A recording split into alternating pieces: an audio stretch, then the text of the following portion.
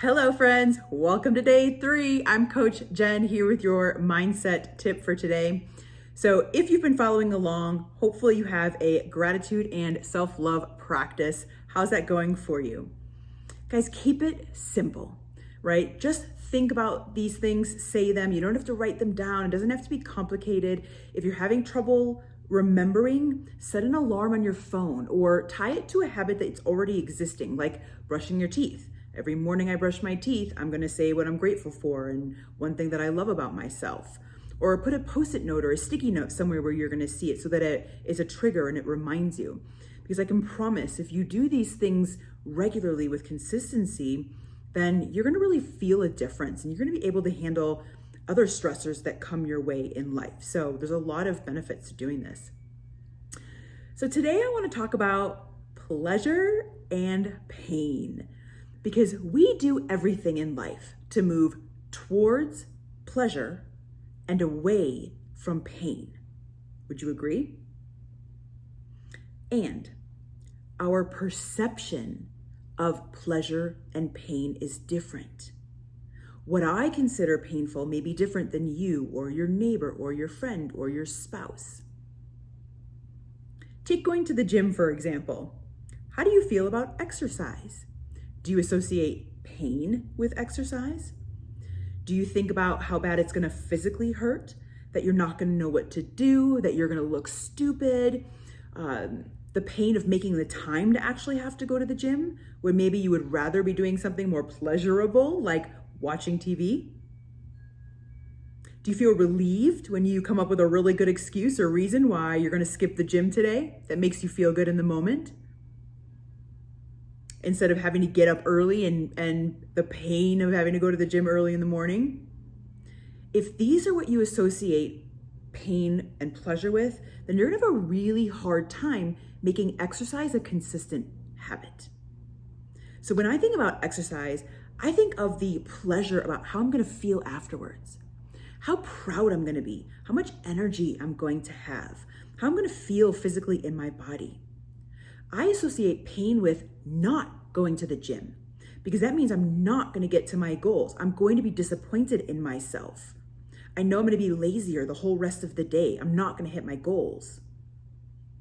So I associate more pain with not going to the gym than pain of going to the gym. Does it still hurt when I exercise? Yes, but I focus more on the pleasure of how I'm going to feel afterwards and what it does for me than I do about the pain in the moment.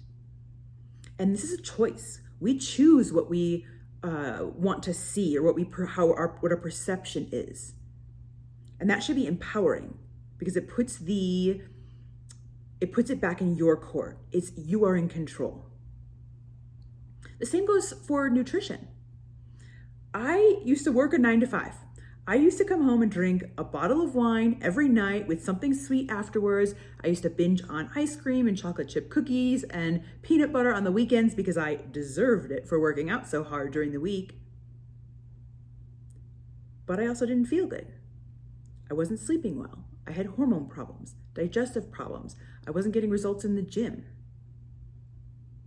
I had anxiety and depression. I just wasn't feeling good. And over time, I was gradually able to change my habits because I really associated how I felt with what I was eating.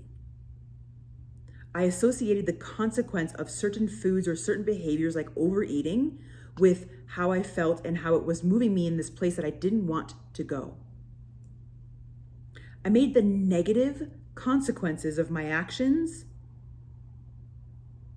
more important than the pleasure of those things in the moment. And this took time. This wasn't an overnight thing. This wasn't like one day I flipped a switch and was able to change.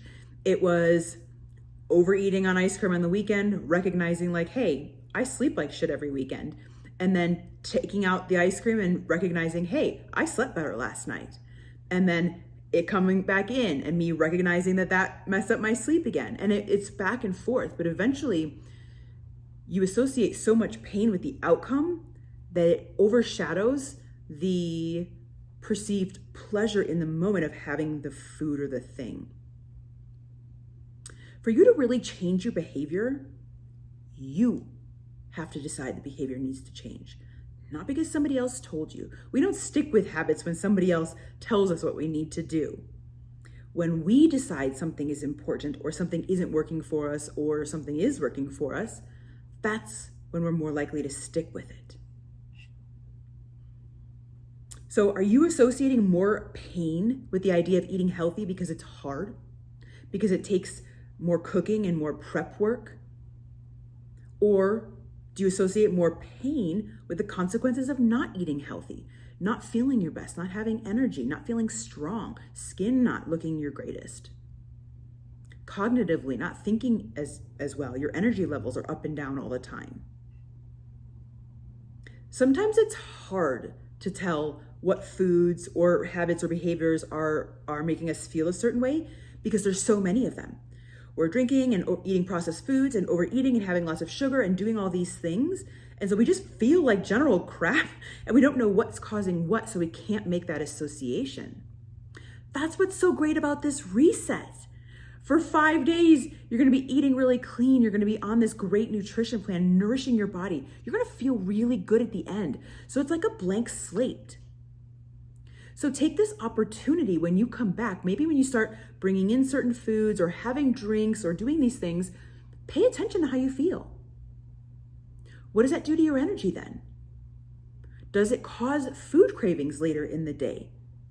Who else, their first meal on the first day, was that like the vegetables tasted so good? You're like, I didn't know vegetables could taste this good.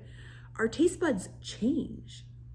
And so when we start to bring in more maybe sugary foods again, we're gonna crave more of those same foods. So be aware of that, because when you can associate cause and effect, it will be easier for you to keep the changes that you want to keep because you're gonna want the pleasure of certain results. So use this reset to really pay attention to how you're feeling when you start bringing some of these things back so that you're able to keep the habits that you want moving forward. No one will be forcing you. You're going to want to do it because you're going to want to feel a certain way. And you're going to know that, hey, this food or this habit or this behavior doesn't make me feel the way I want to feel. So I'm going to leave you with 3 questions. And these were given to me by my mentor as a way to kind of reflect on the year. But it works really good when you focus here around nutrition. They're actually great questions for a lot of different things. But intuitively, we know the things that we need to work on. We just don't want to know because that means we need to work on them, and that's hard. So we avoid it, we deny, we just brush it off. But I want you to take a hard look with these 3 questions. Number 1, what do I need to keep doing with my nutrition? What is serving you? Do you cook healthy dinner for your family every night? Then we want to keep that. Do you even meal plan? Do you prioritize creating a meal plan for yourself all week? We want to keep that habit. What are you doing that's serving you, that you want to keep doing? Write it down. When you write it down and see it, this I actually do want you to write down. When we write things down, we are way more likely, we're telling our brain this is important, and we are way more likely to follow through. So what do I need to keep doing? Question number 2, what do I need to start doing? What am I not doing on a regular basis that I need to start doing to help me get to my goals? Am I not exercising, and do I want to? Am I not planning my meals in advance, and that's why when it comes to lunch, I don't know what I'm going to eat, and so I end up eating whatever's around? Or I'm wasting money on groceries because I just buy stuff and I don't have a plan. So what do I need to start doing? And the last question, what do I need to stop doing? What behaviors, what patterns, or what foods, or what things do you need to stop doing to aid on your journey? And maybe something that you realize that you stopped doing for this reset that you want to continue to stop doing because you're like, you know what, that's not serving me. Maybe it's overeating. Maybe you're eating really fast or you're eating distracted, and so you tend to overeat. Maybe it's alcohol. Like maybe you recognize that drinking alcohol 5 days a week isn't serving you, and maybe you can drop that down to 1 or 2. So take some time, reflect, ask yourself those 3 questions. What do I need to keep doing? What do I need to start doing? What do I need to stop doing? and write them down. And if you're brave, post them in the comments. Post your answers in the comments. Sometimes when we share, we can kind of get ideas from what other people are saying, but also it holds you 10 times more accountable.